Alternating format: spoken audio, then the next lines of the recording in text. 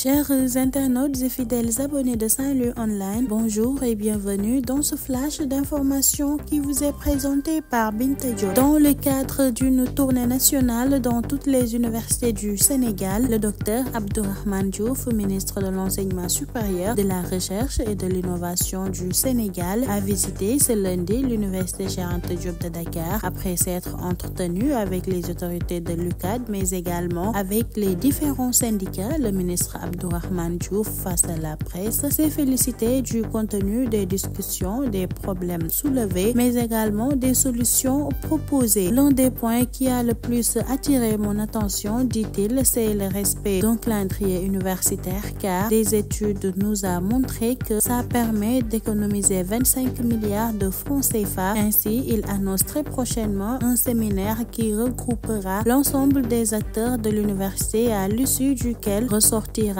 une solution qui permettra de stabiliser le calendrier universitaire. Il s'est également prononcé sur la vie des étudiants au cours de la restauration et le logement. Calendrier académique, le ministre Abdourahmane Diouf exprime son insatisfaction. Ce lundi 22 avril 2024, il y a une faculté ou un département qui a fait son amphi de rentrée, autrement dit des bacheliers du mois de juillet qui démarrent les cours en avril. Pour le ministre de l'Enseignement supérieur, c'est inacceptable. C'est pourquoi Dr Abdourahmane Diouf veut faire de la stabilité du calendrier académique l'un des priorités de son département cette année. Selon le ministre, il s'agit l'un des points les plus préoccupants actuellement. Je pense pouvoir dire sans risque de me tromper que le Sénégal est l'un des rares pays au monde à ne pas avoir de calendrier académique. Abdourahmane Diouf dit appartenir à une génération pas aussi vieille que ça, où on avait la certitude de démarrer l'année académique en octobre pour la terminer en juillet avec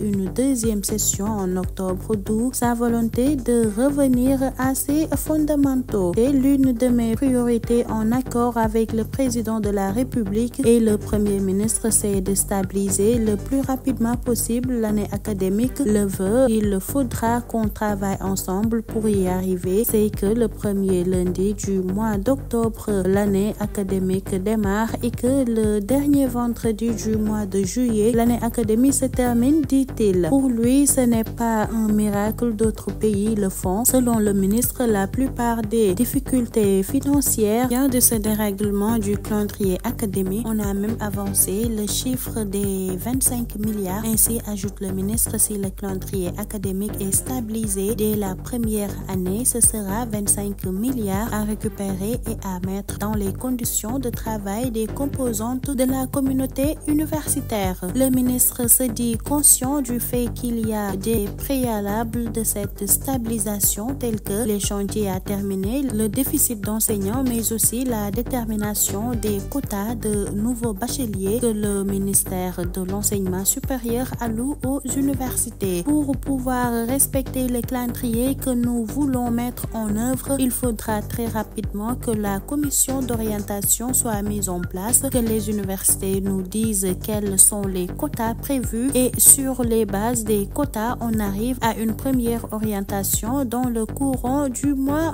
d'août. S'il reste un stock de bacheliers non orientés, ce sera le moment d'ouvrir la deuxième phase de négociation, toujours en août, pour ajuster et avoir des places définitives le 1er septembre. Une fois cela fait, il restera l'ajustement des années ayant connu du retard. C'est là où on aura besoin du soutien de tout le monde. Lance la tutelle. Un séminaire national est prévu avec toutes les universités pour trouver une solution à ce problème crucial de calendrier académique. À Saint-Louis, l'exploitation gazière est une menace sur l'avenir des communautés côtières. Dans la ville de Mamkoumbabang, génie titulaire des eaux, où la pêche est une tradition séculaire et un pilier de l'économie locale, la mer offre bien plus de moyens de subsistance. Cependant, elle est menacée par l'émergence d'une nouvelle préoccupation, l'exploitation gazière. Au cœur de cette ville paisible où la vie dépend étroitement des ressources marines, les pêcheurs et les habitants expriment leurs craintes alors que la plateforme GTA, symbole controversé de cette exploitation, s'impose dans le paysage entre rareté des prises, conflits frontaliers et enjeux environnementaux. environnementaux plongés dans un débat crucial pour l'avenir de Saint-Louis. Sur le rivage, le regard viré à l'horizon, scrutant chaque infime mouvement Ndeye Fatou Fall,